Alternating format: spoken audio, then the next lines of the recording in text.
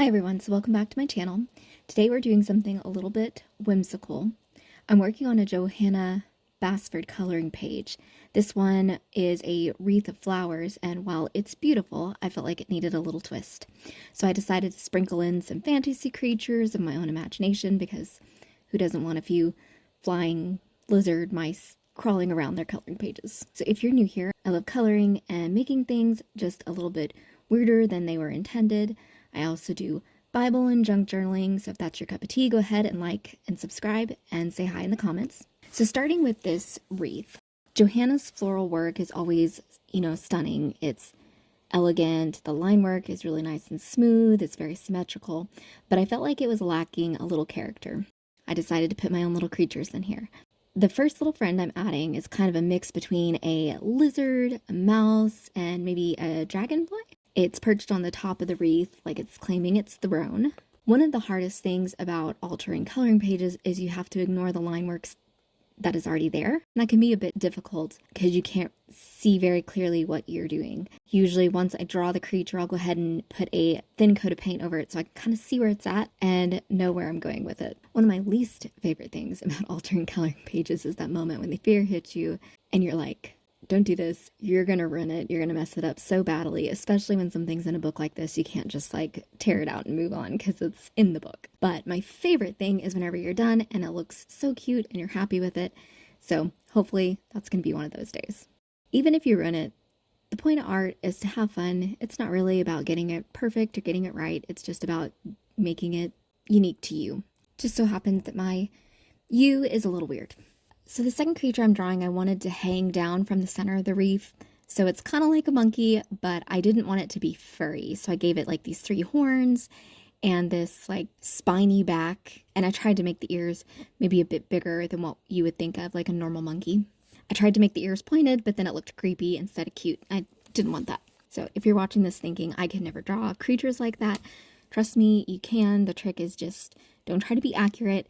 Just learn to draw simple shapes, like a blob, just blobs, circles, ovals, add eyes, some small hands and paws, and then you have a little creature. The sillier the better. I don't really have that steady of a hand, so if I can do it, you can do it. All right, for the coloring, I went super vibrant with all the colors. Looking back on it, I probably should have used some softer, more pastel colors to make the creatures really stand out, but you know what? It works. It's all very bright and chaotic, and I love it. I mean, it has weird fantasy creatures in it, so who cares if it's a little on the wild side.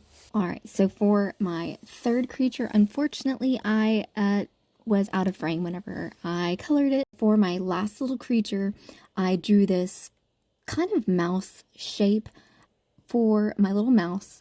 I kind of made it look like a mouse, but I wanted to give it a different shaped nose.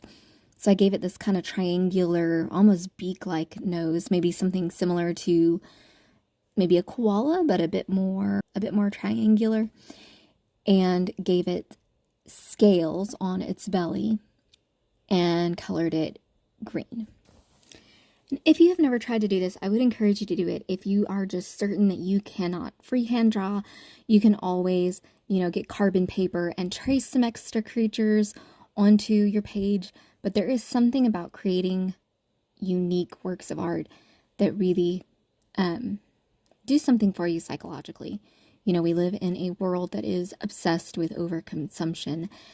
I challenge you, take a break, try to create something, and challenge yourself to create it in the cheapest possible way. And it's very rewarding. And if you don't know where to start, you can just go online. There's all sorts of random prompts that you can get, artistic prompts to give you ideas to get you started. And it is really fun to do this. And I would never even dream of doing this in one of my Kirby Rosanis coloring books. But Johanna's books, there's a lot of empty space for you to work with, so I don't feel quite as bad. And I also am not just overly in love with flowers. So it's not going to break my heart if I ruin this. Then I went back to my monkey, and just to make it a little bit more unique, I gave it this snake-like pattern in its belly. And once I was done with all my creatures, I colored in all of the flowers. Just a little tip. For whatever reason, the gel pen I was using did not want to dry. I actually drew these creatures last night. I let them dry all night long, and then I went to erase some of the pencil lines and smeared the ink. I don't know if it was because the gel pen was on top of the paint, but for some reason it just doesn't want to dry. So, word of caution, when you go to erase your gel pen, test a little portion to make sure it's dried, or else you're going to end up with streaks like I did. Alright, so for my third creature, I did a different kind of type of eye. I know it doesn't match the other eyes. I wanted it to be bigger than it turned out because I wanted these like big, cutesy, overly adorable eyes, and it didn't work out that way. But it's a frog with some hair on it, and I gave it some little antennae, and kept that one really simple and put that on the other side of the wreath, perching on the top of it. I opted out of doing a background. I thought that this was cute on just the white background. I was worried about the ink running because I already had issues with the ink, so I left it with just my creatures and the wreath. I am super happy with it, and I can't wait to mess up another one of her pages.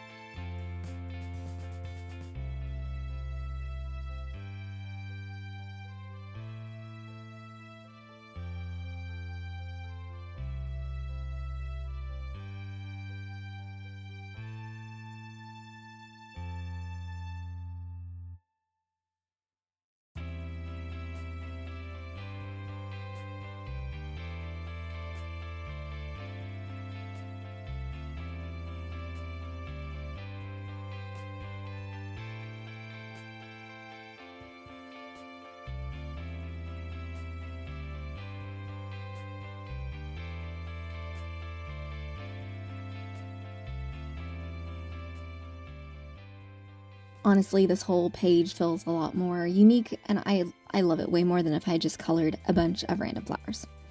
So I hope this inspires you to try altering a page yourself, or at least gives you permission to get a little weird with your art. Thank you for hanging out with me today. If you enjoyed this video, please give me a like, and there are more altered coloring pages still to come. I tried to keep it a little simple. I'll try to get a little bit more wild next time. I'd love to see your character pages. If you post them anywhere, tag me. You can follow me on Instagram, Pinterest, and you can tag me anywhere you post them so I can see them. And I will be back in a few days with another altered coloring page.